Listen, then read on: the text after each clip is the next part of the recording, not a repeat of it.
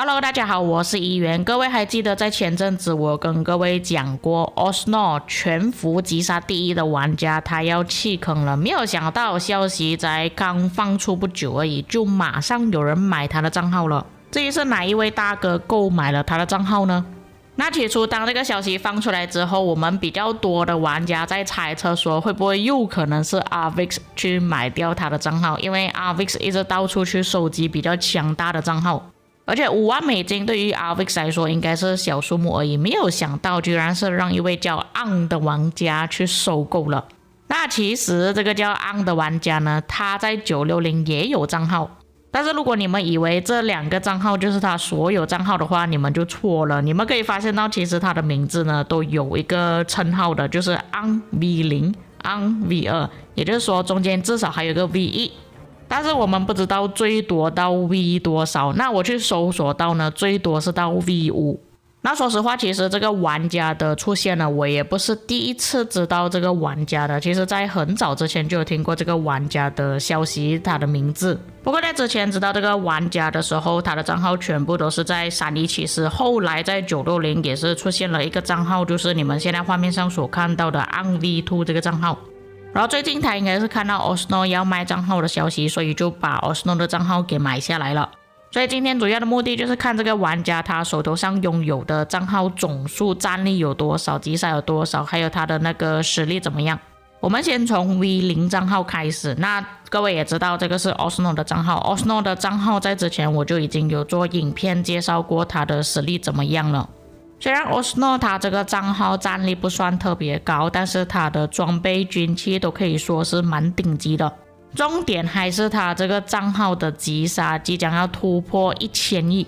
那其实当 Osno 把这个账号放出来说要卖的时候，有不少的玩家担心说之后接手这个账号的玩家会不会能力不足，没有办法像 Osno 这样子维持这么高的击杀，可以拿到这么多的击杀。那各位可以不用担心这一点，他在上一场 KVK 中的击杀都有 3.3 亿，也算是中上水平了。虽然我个人觉得不是他本人在打啦，但是能够打到这样子的表现呢，其实已经算是很不错了，至少他是有那个能力去维持账号的。什么意思呢？如果是某一位玩家他去购买了这个账号，但是他没有财力、没有时间去控制这个账号的话，其实到最后这个账号也会变成废掉了。不管再强大的账号也是一样，只要接手的那个玩家没有那个实力的话，最后这个账号也会废掉。但我对于 Anda 的期望呢还蛮高的，我觉得他是有能力的。下一个就是他的 V2 账号，虽然这边的击杀没有像 Osno 那个账号这么多，但是这边击杀都已经有704亿了。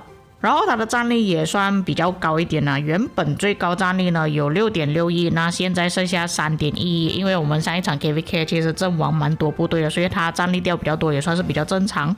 但是这个账号的原本主人是谁我就不确定了，有哪一些观众知道的话可以在评论区给我知道。但这个击杀这么高呢，相信之前的号主应该也是一个大人物来的，而且阵亡也不少啊，这里都有 3.5 亿。那其实他还有 V1 的账号，但这个账号他写的文字呢是阿拉伯文来的。可是你们可以看到这个账号的击杀数也是蛮高的，都有883亿，历史最高战力有 5.2 亿，然后他的阵亡数量有 2.5 亿，目前他的战力剩下 2.6 亿。那看到他的名字，应该会有一些玩家认为说这个玩家应该就是阿拉伯玩家。那其实这种语言呢，在我们这边叫爪伊文，不一定是阿拉伯玩家会使用，也有可能在印尼或者是马来西亚穆斯林的国家会有用到。因为在之前我就有听过不少的玩家说，其实这个玩家他是来自印尼的大佬来的，但不是他本人亲口说，所以我也不能确定他的身份就是来自印尼的。而且印尼那边他们用的是爪哇语，跟这个阿拉伯的字是有一点不一样的，所以我也不能准确说出这个玩家他到底是来自哪一个国家的。接下来就是 V3 账号，可以明显看到 V3 账号就没有像前面那几个账号的实力这么夸张了。那这边的击杀总共有425亿，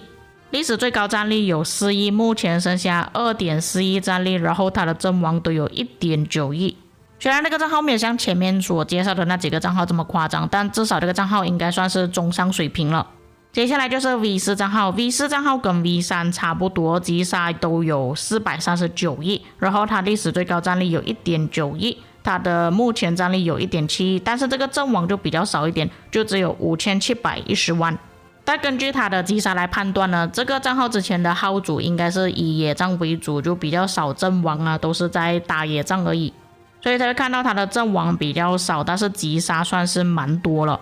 再来最后一个账号叫 ANV5， 那它这个头像呢有一点不太一样啦，而且这个账号应该是说全部账号里面最弱的一个账号吧。